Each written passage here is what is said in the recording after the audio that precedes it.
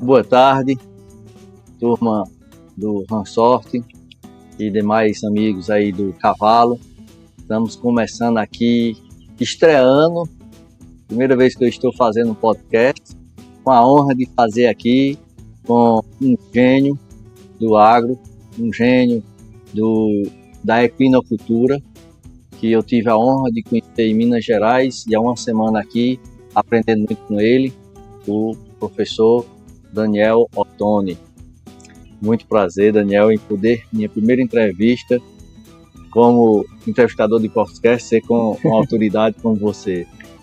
Prazer é meu, Landim. É um prazer estar aqui, falando do podcast do Ransorte do Ceará. É uma modalidade que lá em Minas nós começamos a acompanhar há 8 anos atrás. O que essa modalidade se tornou é incrível. Então, tomara que eu tenha boas energias, e que tenham vários podcasts aqui, com o senhor, com outras pessoas que são apaixonadas por cavalo. Tomara que seja um abridor aí para novos podcasts, com certeza para muita prova aí, para muito ranchote, que a turma vai conhecer um pouco dessa modalidade aí com nossa troca de ideias hoje. Com certeza. Bom, aqui nós vamos fazer alguns podcasts que vão ser publicados em tempos diferentes. A ideia aqui, nós vamos fazer um sobre a gestão de aras, a gestão da equinocultura, do qual a gente teve a honra de poder lançar aqui no Ceará, quinta-feira da semana passada, que é o livro do Daniel Ottoni. Vamos falar um pouco sobre Ransorte, vamos falar sobre os pilares que estruturam a gestão do aras, da qual o Daniel pode fazer uma síntese dos principais pilares, que serão capítulos de podcasts futuros. Isso mesmo, então vamos falar sobre o livro, Tivemos a oportunidade de estar aqui em Fortaleza lançando um livro, um olhar sobre a gestão de agricultura. E se você que é apaixonado por cavalo, mas não está hoje ainda interessado no ranchote especificamente, fica até o final, porque às vezes você é de outra modalidade, é da vaquejada, ou você é veterinário, tratador, vaqueiro, Com certeza essa troca de experiência vai ser muito importante e você vai conseguir aproveitar também para o seu projeto de criação. Então, a troca de ideia aqui, Landim? Vamos falar um pouco sobre a gestão de projetos. Pois é, eu quero ressaltar da importância que é esse tema para qualquer um que hoje seja criador ou que queira vir a ser criador de qualquer modalidade da equinocultura. Seja quartimilha de vaquejada, de apartação, de ranchote, seja criador de manga larga, qualquer um que seja amante do cavalo, que tenha o desejo de criar ou que crie, seja pequeno, médio ou grande, esse tema é fundamental, porque quem cria cavalo, cria por amor. E se a gente não colocar a razão e o conhecimento técnico à frente do nosso sonho, ele pode se tornar um sonho não realizado ou um sonho não contínuo. Então eu peço a vocês que fiquem até o fim, escute, o tema é interessante, a pauta é interessante, a linguagem do professor Daniel é muito clara e vocês vão ter um bom momento aí de aprender um pouco mais sobre a equinocultura. Isso, se a gente for pensar, sempre fala de cavalo, é uma paixão pessoal, Isso. Uma paixão da família, e as pessoas acabam colocando a paixão pelo cavalo e fazendo com que ela negligencie coisas importantes.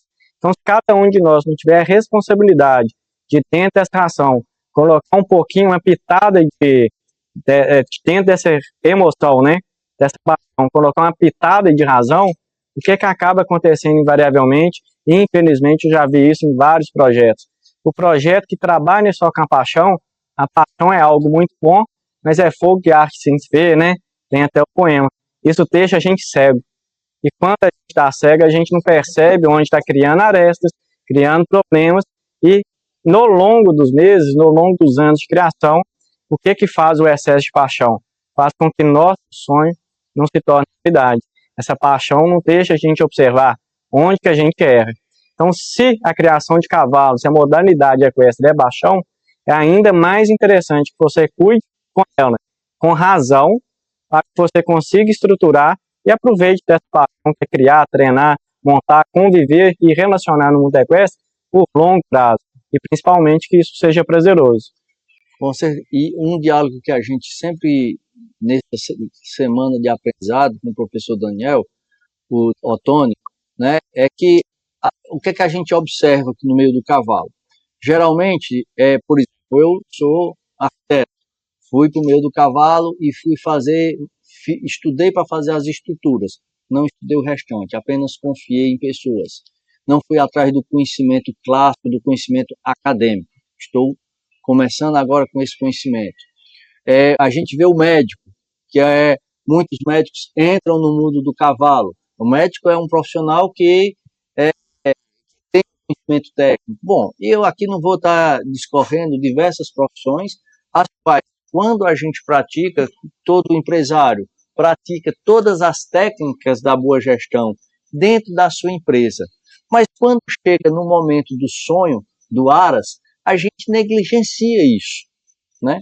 Eu queria que você discorresse um pouco sobre essa pauta que tanta gente bateu nessa semana, Daniel. Pauta interessante, porque se você observar, acontece dois pequenos problemas e você que está escutando esse podcast já pode ter passado por isso ou conhecer alguém que passa por isso. Se você tem um amigo que está passando por isso, indique aí o Instagram do Renshort Ceará, busquem conhecimento e esse podcast também. Qual que é o primeiro cenário que eu vejo, Nandinho? O pessoal procrastina. Qual que é a procrastinação? Hoje eu tenho condições de ter um animal. Não preciso gerenciar, eu só tenho um animal. Mas daqui 6 meses você vai ter um da sua esposa, do seu filho, passa a ter 3 animais. Eu falo, não, ainda não sou criador, eu sou um usuário. Eu vou postergar um pouquinho e quando eu estiver grande, que você comentou, eu tenho um pequeno, um médio, grande, eu trabalho com a gestão. Um alerta que para mim é claro, que se você não começa a criar seus processos, os seus protocolos, para gerenciar 1, 2, 3 animais, nunca, eu acredito que nunca, você vai conseguir gerenciar bem 30, 60 e 90. Então, se você está começando hoje, eu não importo se você começa com 30 ou com 3, dentro da sua realidade. Se você não preocupar de começar hoje a definir os seus processos, organizar eles de forma estruturada, isso vai colapsar. Isso tende a não dar certo. Uma outra coisa que acontece além de ficar esperando, né, ficar muito grande para ele gerenciar, e normalmente isso vai acontecer tardiamente, e esse tardiamente vai fazer você perder tempo, vai fazer você ter estresse, perder relacionamentos, e muito dinheiro. Uma outra coisa que faz colapsar lá na frente, os projetos que colapsam, invariavelmente são aqueles que não têm objetivo claro. Qual é o objetivo claro e bem definido no mundo equestre, nos primeiros 5 anos, nos próximos 10 e 15 anos? Uma pessoa sem objetivo, se você pegar o seu carro e sair aleatoriamente aí, onde você vai chegar? Em algum lugar, mas nem sempre vai ser o lugar que você imagina. Se você sair querendo chegar na praia, na casa de praia, você vai chegar na casa de praia. Às vezes vai ter um desvio, um obstáculo, vai ter que abastecer, mas você vai chegar. Então eu queria que cada um de nós, de vocês, né, que estão escutando, realizasse, fizesse uma reflexão interna de 30 segundos para o podcast e fala assim, onde realmente eu quero chegar com o cavalo? Por que eu crio o cavalo? Mas assim, um porquê genuíno, não um porquê esporádico. Depois que você falou o primeiro porquê, você vai ter a primeira resposta. Questione essa resposta novamente. Mas por que eu dei essa resposta? Questione ela novamente e aí você vai achar o cerne, né? Se você cria cavalo por funcionamento, se você cria por emoção do esporte, se você cria para juntar a sua família, se você cria para ter memória afetiva com o passado, para voltar para o campo, tem várias oportunidades de objetivo. Mas isso precisa ficar claro para que você estruture todo o seu projeto aí em diante. Particularmente, ao longo desse tempo e ao longo das conversas, o que é que eu observei? Que muitas vezes até o objetivo da gente, ele pode mudar. Eu acho que nós temos que traçar qual é o nosso objetivo, fazer um planejamento dentro de nossas condições, nossas possibilidades, não só financeira, mas de possibilidades de ter tempo para dar assistência àquele projeto, e eles podem mudar ao longo do tempo. Eu, por exemplo, fui um que entro com muito desejo na criação, mas eu descobri, a cada dia que passa, eu estou mais e mais apaixonado pelos esportes equestres. Então, hoje eu pratico o Renshort, estamos trazendo aí, esse ano nós vamos ter o 2º ano do circuito cearense de Renshort, né? E vamos ter também o primeiro circuito dos esportes do Manga Larga Machador, né? Vamos fazer aqui em nossa casa as etapas, com exceção da etapa que vai ser no Jockey Club, todas as 3 etapas do run short aqui, 2 etapas do manga larga aqui. Então, eu começo a mudar um pouco do meu projeto, que antes seria só criação da vaquejada, e vou ampliando para aquilo que me dá muito prazer, convivo com meus filhos, convivo com os amigos. Então, você defina um projeto, mas também não tenha medo de você redirecionar esse projeto ou equilibrar esse projeto dentro de outras opções. Isso é interessante, porque quando a gente fala assim, um objetivo, eu não estou te prendendo uma jaula ou te colocando uma algema. O que eu quero que faça sempre? Toda vez que você for mudar a rota, revise. O porquê que eu estou mudando a rota? Por que eu estou mudando o meu objetivo? Às vezes é só um desvio, para uma rota mais longa, e às vezes você já entendeu com 1, 2 anos daquilo, que você tinha uma ilusão ou um sonho, e que hoje seu sonho pode ter coisas anexas, né? Um ponto muito interessante que você comentou é a busca pelo conhecimento técnico. De repente fica parecendo que eu não valorizo a cultura, não valorizo o sertanejo, não valorizo o que foi passado do pai, do avô para o filho, que é aquele conhecimento tácito. De forma alguma. Uma vez eu brinquei que cultura tinha que acabar e tomei muita pedrada. Acho que cultura ruim, talvez a gente esteja na oportunidade de revisá-las, né? Valorizá-las em relação àquele romance do passado. Mas quando eu falo de projetos, eu prefiro transformar todo esse conhecimento e explicitar ele em relação à ciência e em relação mesmo àquelas coisas que passaram de pai para filho, que seja uma explicitação de forma que não seja empírica, que não seja achismo. O que faz muita mudança de rota? Ou que você não alcança o objetivo? Que às vezes a gente escuta muita coisa, se perde um volume muito alto de informação e não tem alguém tecnicamente para passar um filtro dessa informação em relação ao caminho. Porque eu falar que eu quero sair daqui para a praia é uma coisa. Agora eu tenho que ter um motorista com a técnica certa, sabendo pilotar o meu carro, minha moto, o helicóptero, o avião, para me levar lá. Você falou no ponto que eu queria começar a gente a tratar dos pontos específicos do seu livro, né? Que não importa se eu vou ter 1, 2, 3, 10 animais. É que primeiro todo criador começa com 1. Eu costumo dizer que comprar o cavalo é muito fácil. O difícil é manter depois. Quem tem amor ao cavalo quer que ele seja bem cuidado e bem tratado. Não adianta eu querer ter muitos e se eu não tiver, vamos lá, o nosso primeiro pilar, a equipe certa. Se eu não tiver as pessoas certas cuidando daquele nosso bem, daquele nosso sonho, né? Então, na cadeia do cavalo, né, aqui no nosso Aras a gente tem que ter o zootecnista que entende toda a parte alimentar, nutricional, o veterinário clínico 24 horas aqui à disposição, o veterinário da reprodução, a consultoria da neonatologia, né, agora a consultoria da gestão, tá? O engenheiro agrônomo, sem falar do tratador, que está aqui na labuta, dos montadores de cada disciplina, do domador, da pessoa que mantém o Aras limpo, da pessoa que mantém o Aras organizado, do outro que cuida do gado, né? Então, assim, são muitas pessoas. São. Muitas pessoas. Gente, no cavalo, muitas vezes a paixão é pelo animal, né? Mas essa paixão só vai se expressar, além de respeitar os animais, respeitando as pessoas que fazem parte desse processo. Então, sem colocar as pessoas em primeiro lugar e sem selecionar as pessoas certas para as ocupações certas, invariavelmente eu vou ter pilotos ruins aqui dentro. Como que eu valorizo isso? Compreendendo qual que é o meu arcabouço de profissionais que vão me fornecer conhecimento técnico para conduzir o processo e quem são as pessoas da porteira para dentro que vão operar essa situação, que vão fazer esse processo ser realizado aqui dentro. Eu vou falar de um atleta de alto nível, estou falando que esse cara tem um médico, tem um endocrinologista, esse cara tem um nutricionista, esse cara tem um fisioterapeuta, um fisiologista de exercício, tem uma agência de marketing, tem todo um projeto de marca e de saúde para esse profissional se sair bem e sobressair lá na ponta. Se eu tenho um cavalo de renshort que quer ser atleta, ou se eu tenho um de vaquejada de qualquer modalidade, eu preciso de um staff. Quais são as pessoas mais importantes disso tudo? Todas. Por que todas? Porque esse conhecimento aqui dentro que é gerado, ele é, igual o senhor falou para mim, transversal. O meu conhecimento, ele só faz sentido se eu tiver o aval do seu veterinário da clínica e também da sua veterinária de neonatologia. E isso vai impactar na situação da reprodução, de quem faz a reprodução aqui. E aí tudo isso são informações que se complementam, igual processos.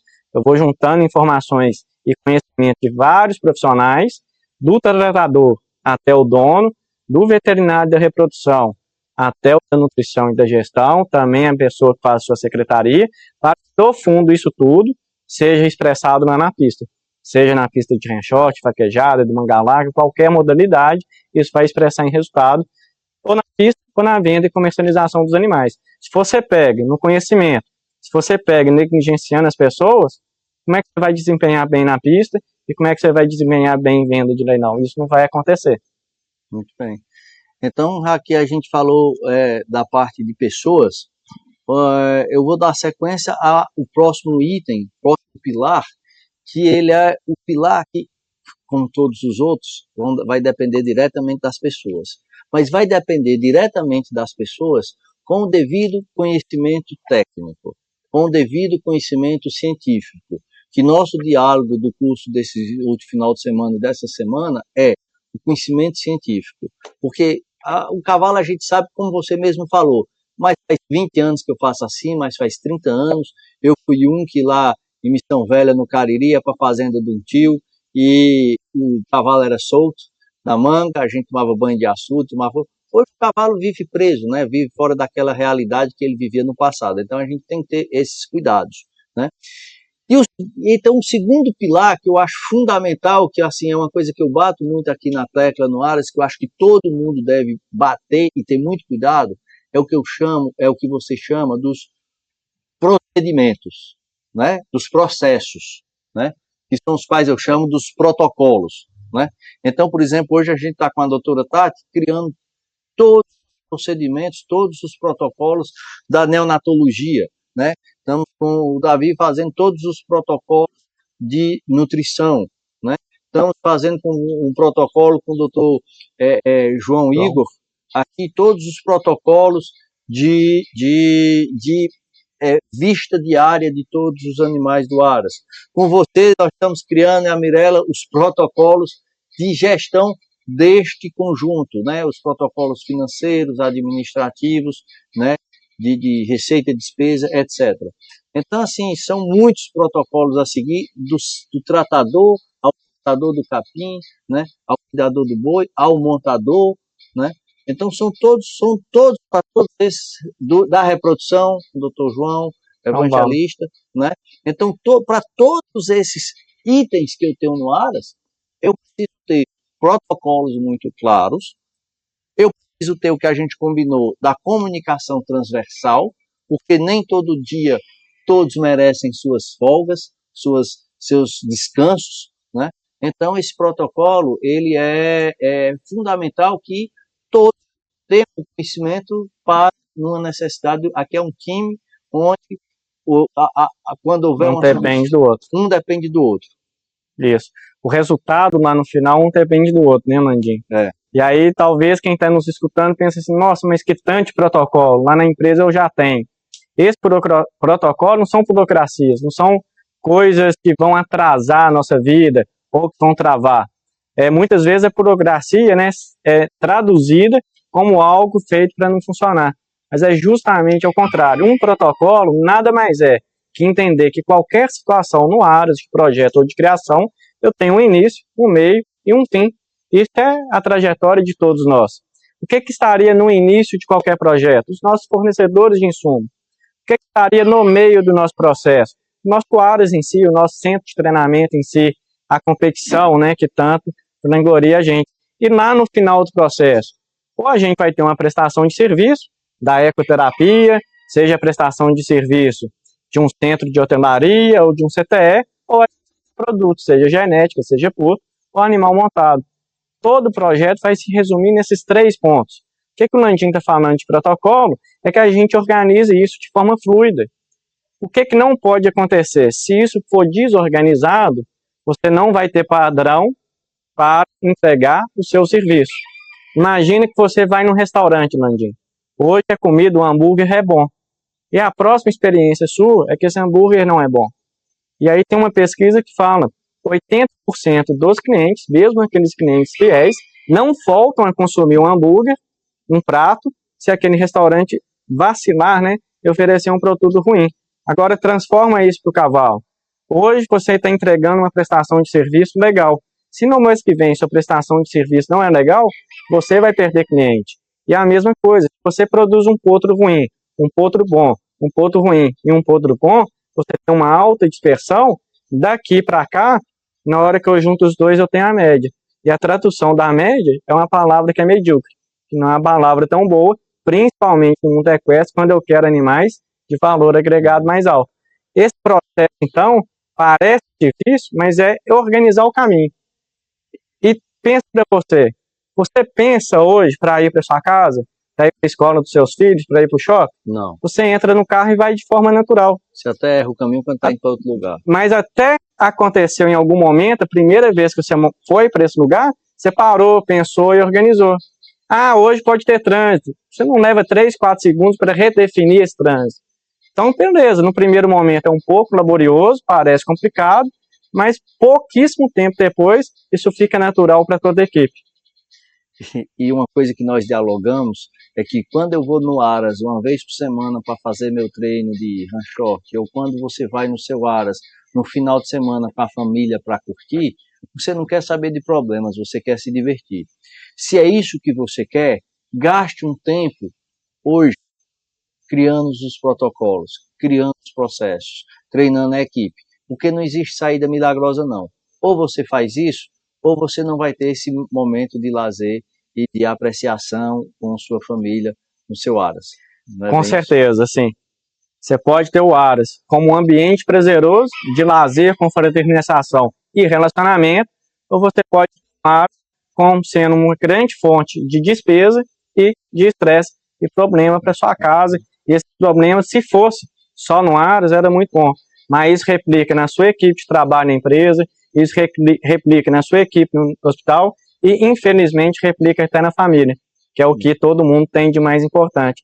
Então, gaste um tempo. Se você não tem oportunidade de ser responsável, estar diariamente, né, dentro do Aras, você faz um investimento em alguma pessoa da secretaria, algum gerente, para organizar isso para você e que essa pessoa seja um amortecedor, seja um guarda-chuva em relação aos problemas, e aí ela vai seguir os seus protocolos, aquilo que você deseja, para que o Aras seja ali na terça à noite, no sábado de manhã, no momento de levar um empresário para visitar os seus animais, no momento de levar seu filho e sua filha para ter um momento de lazer, que aquilo seja prazeroso. Imagina que triste que é, Landim, você chegar com sua filha e seu filho em um Aras e ele perceber que isso é um problema para a gente. Em vez dele ter felicidade, né, ele vai perceber que você tem problema e muito possivelmente vai ser uma pessoa que não vai seguir no meio do cavalo e pior, que vai falar mal do cavalo, que vai falar que o cavalo não agrega família, que o cavalo gera problema. E a responsabilidade é de quem? É nossa, de tornar isso prazeroso. Você tocou num ponto que a gente também discutiu muito, a importância do que é do fazer bem feito. Eu lembro sempre que você cita a questão do médico, que tem preceptor de um hospital e que tem os residentes. Se esse médico entra no mundo do cavalo, no mundo do agro, e não aplica as técnicas corretas de gestão do agro, pessoas, protocolos, processos, conhecimento científico, ele vai ser um replicador negativo para a comunidade equestre. Né? Então ele vai replicar. Então não é só aqueles que saem, você sempre diz isso, é aqueles que saem, aqueles que deixam de entrar. Aqueles que se contaminam, né, da experiência ruim de um colega. Uma outra coisa que é interessante, vai o médico. Você que é médico, está me escutando, você tem um protocolo semiológico para seguir. Você aprendeu isso nos primeiros períodos de faculdade. Se você é cirurgião, você tem um protocolo em relação à cirurgia que você vai fazer, desde a sala de pré-cirurgia até o pós-cirúrgico. Ah, se você é um engenheiro, você tem um protocolo em relação ao cálculo da obra até a execução da obra. Você tem um passo a passo para seguir. Se você é um advogado, você também tem os ritos do processo a seguir. Se você é proprietário de um Aras, é criador de um cavalo, aqui não, aqui é aleatório, as coisas podem acontecer. Não, aqui também é ciência e é conhecimento.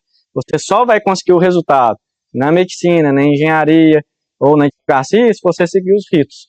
Aqui dentro, se você quer ter sucesso, você tem que seguir os ritos e os pilares. Quais são os pilares para mim? Antes de tudo, definir um objetivo claro e real e sincero para você. coisa eu queria que você trabalhasse bem a equipe, se preocupasse sempre em formar boa equipe e continuar treinando essas pessoas e capacitando essas pessoas para trabalhar nos seus áreas, e às vezes vai sair de áreas, mas você está fazendo o bem da comunidade como um todo. Depois disso, eu acredito fortemente que você tem que trabalhar sobre a nutrição.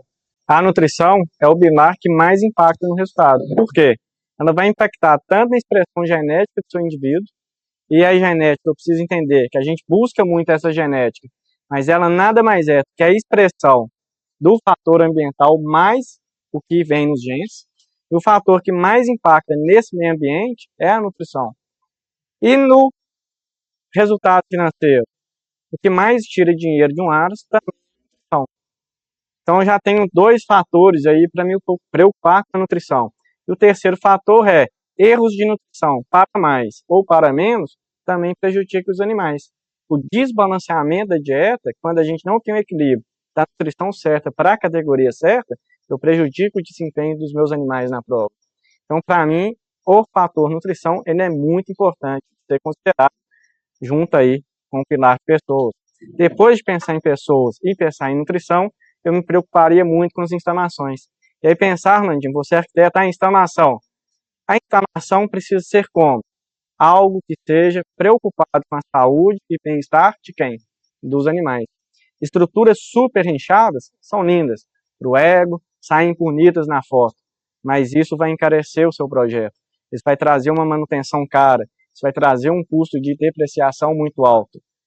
O que eu vou pensar na instalação? Primeiro, conforto e bem-estar para os animais. Na mesma linha e no mesmo nível de importância, eu vou preocupar com a segurança das pessoas novamente, com a segurança e facilidade de trabalho dos colaboradores. Uma outra coisa que eu vou me preocupar, com o fluxo de caminhão, de cavalo, de pessoas dentro desse projeto, e se eu conseguir agregar mais uma observação para quem está iniciando o projeto, que eu sempre faça algo modulável.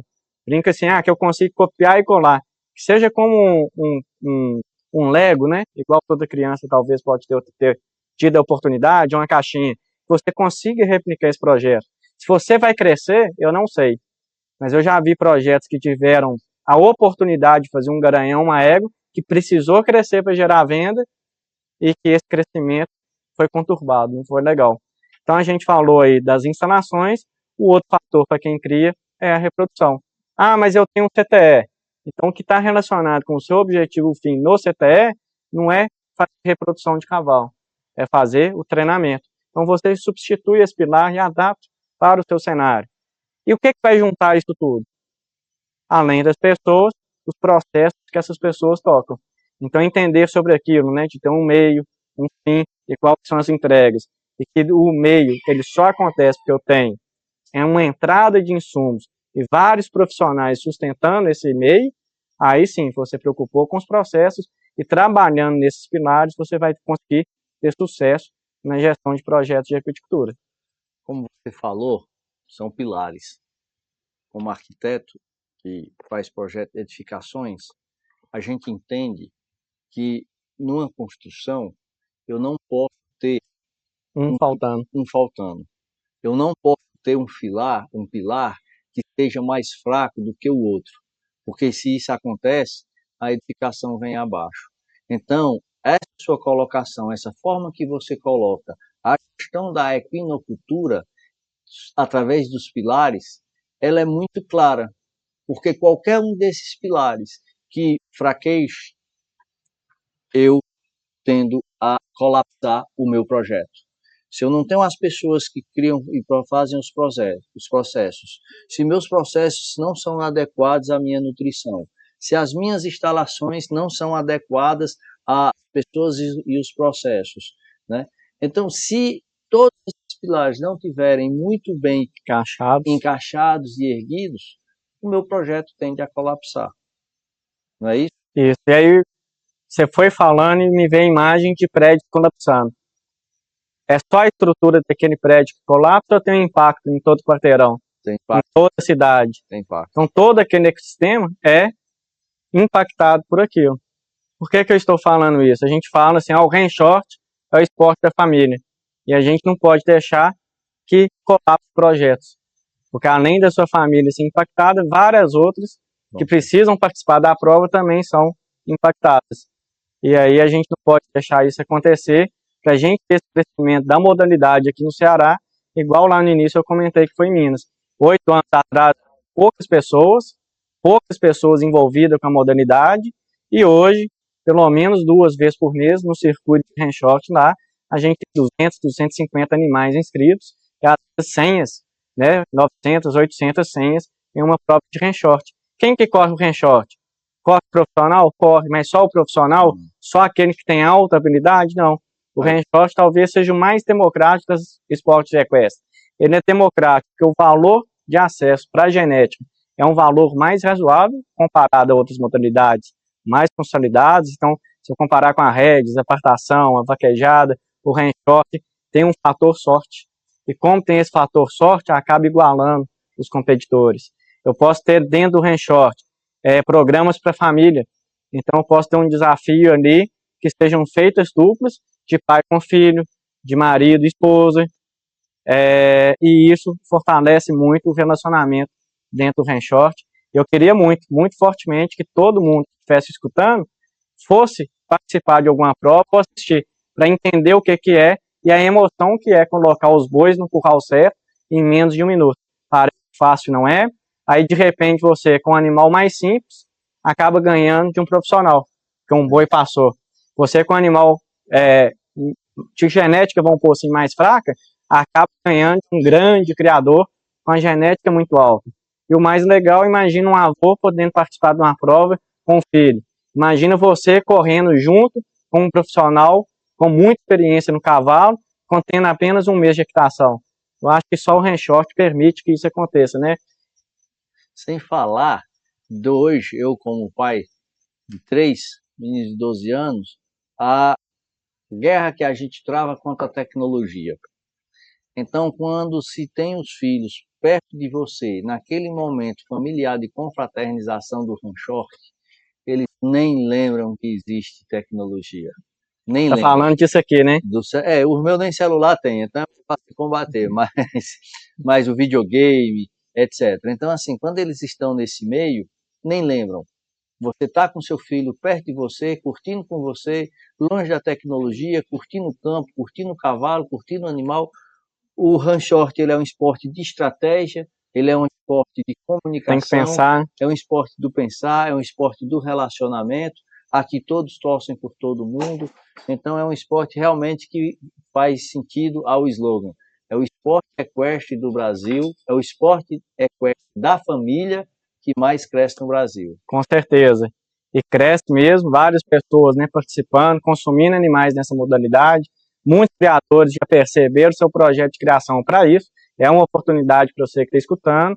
E com certeza uma oportunidade de conexão com os animais, com a natureza, com a família e com os amigos, e de conexão dessa pressão o tempo todo, que é mídia social, Instagram, e a gente acaba ficando muito refém disso, né? O handshot, para mim, é incrível. A gente tem contato com criadores de handshot lá, com competidores. Eu me lembrei aqui do João Paulo, por exemplo, que tem uma escolinha de equitação para criança no handshot, e ele faz desafios, ele faz de estratégia, isso gera emoção para os meninos. Isso gera senso de responsabilidade para os meninos. E ele dá aula lá para meninos de 10, 9 anos. Imagina que incrível. Quando você pensa em outras atividades, às vezes elas são tediosas para a criança. Agora, quando você pensa no handshot, ela vai trazer emoção, vai trazer estratégia, vai trazer raciocínio rápido, senso de responsabilidade, porque ele coloca cada aluno dele responsável por um animal e por uma atividade. Então, tem um dia que a criança é responsável por limpar, um dia ele vai ter que limpar a celaria. São pequenas atividades de trabalho que a criança já valoriza e já começa a entender um complexo. E eu acho isso incrível. E também acho incrível que no mais alto nível, um profissional igual o miúdo, o PC, consegue participar de forma didática e de ensinar com poucos momentos em um curso a competir no final desse curso, no final de 15 horas, junto com ele, e às vezes ganhando dele. Que outra modalidade que permite isso? Pois é. Dentro da sua fala, tem algumas colocações que eu queria fazer, que é a seguinte. Temos aqui a escola, o Rancho Forte, com o Alberto e o Neto, que é uma escolinha justamente do jeito que você está falando, que é uma escolinha de handshot para crianças. É muito bonito você ver aquelas crianças lá treinando, praticando. Eu lembro sempre de um filho que eu levei lá e quando eu saí eu digo, filho, o que é que achou? Eu disse, papai, eu vim porque o senhor pediu, mas não gostei. E aí Que pediu para legal. voltar. E o outro é que fiquem atentos. Você falou no nome aí do meu amigo PT, que me dá consultoria sempre, não só no Ranchort como no manuseio, que estamos prestes a confirmar o curso do PC do dia 30 de junho ao dia 5 de julho. Já faço aqui a divulgação, mais alguns detalhes, vocês fiquem atentos aí ao nosso Instagram, que estaremos confirmando o curso do PC, um curso de 5 dias, 3 dias para profissionais e qualificação de mão de obra para que ela possa propagar, porque não existe esporte, não existe nada que você não qualifique agentes multiplicadores. Nós teremos o curso dos amadores e teremos no sábado e no domingo o curso para o iniciante. E deixo o convite para também entre no site, que nós teremos o Circuito Cearense de Ranchort 2025, onde a primeira etapa será dia 31 de maio, aqui no Arasland. Então eu convido a todos que venham nesse dia para entender tudo isso que nós estamos falando. Que coisa boa saber que eles estão vindo aí, que vai ter uma oportunidade do amador ou profissional de aprender, né, nas turmas segmentadas.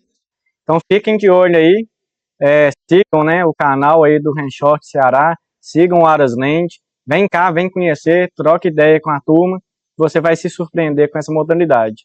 É isso aí, pessoal. Também é divulgando aqui que o Douglas, lá no Rancho Mineiro, tem um Ranchort para já um nível acima das crianças. Então aqui nós temos toda a cadeia. Temos da criança, do adulto, né, para que possa se chegar nas competições. E digo mais, ano passado eu comecei como iniciante, voltei na equitação com o Júlio Nottingham para aprender a fazer uma equitação mais clássica e no fim do ano a gente já estava competindo lá com os abertos, não foi levando, beliscando um troféuzinho. Então é uma modalidade que com dedicação você avança muito rápido. Avança rápido e já traz um troféu para casa. Então, que dia que é a prova aqui, seu Nandinho? 31 de maio. Olha que legal, no dia 31 de maio, logo agora, já é a oportunidade de você conhecer ao vivo, né? Isso mesmo, ao vivo e a cores. Vem pra cá, segue a gente, compartilha esse episódio se você gostou e vamos embora, vamos ver o esporte no Ceará crescendo, igual foi em Minas. Aproveito para agradecer nossos dois primeiros patrocinadores, que foi a Integral Mix, que está sempre junto de todos os sonhos do esporte equestre aqui no Ceará, sempre um parceiro em primeira mão, e a FAEC, através do nosso amigo Amilcar, que está viabilizando o curso do PC através da FAEC, através daquilo que a gente defende desde o começo, o conhecimento técnico e científico. Com certeza, é importante ter parceiros e parceiros fortes, né? A FAEC, com certeza, um parceiro que compartilhe comigo a propósito de trazer conhecimento técnico e qualidade para o campo, e a Integral, que é uma boa parceira aí na nutrição dos animais, né, Landinho? Isso mesmo. Tem que fortalecer o cavalo e também os parceiros que viabilizam as provas. Com certeza. Muito obrigado, Daniel. Eu que agradeço. Satisfação, a Associação dos Esportes Equestres agradece muito essa sua disponibilidade de tempo para trocar uma ideia rápida aqui com a gente. Eu que agradeço o senhor, né, por me trazer aqui. Também o Igor, que lá atrás foi quem vislumbrou minha vinda. Eu acho importante falar dele aqui no final. É um criador de cavalo manga larga, mas olha como é que o propósito une as pessoas, né? E eu queria agradecer muito, foi muito prazeroso essa semana no Ceará. E espero em breve estar aqui de volta na PEC Nordeste, acompanhando as provas e o mundo equestre cearense. Já fica 2 convites feitos. PEC Nordeste, o Amilcar já lhe convidou, e dia 11 de outubro nós temos o Festival do Cavalo no Jockey Club, onde nós temos corrida, nós temos tambor, nós temos ranchort, nós temos manga larga e esse ano nós teremos o hipismo. É uma semana de grandes eventos do mundo equestre. Que legal, então tem 3 datas para quem está escutando anotar e para eu guardar. Isso. Dia 31 de maio, etapa do Ranchort aqui no Arasland. Isso. Em junho, Tecnoteste. Em outubro, o Festival do Cavalo lá do amigo Eduardo. Várias modalidades num lugar só. Isso Acho que não tem lugar no Brasil que tenha uma união dessa. Nós cearenses somos diferenciados, somos corajosos. Que legal, vou ter que voltar. Tá bom. Muito obrigado. Eu que agradeço. Até a próxima, turma.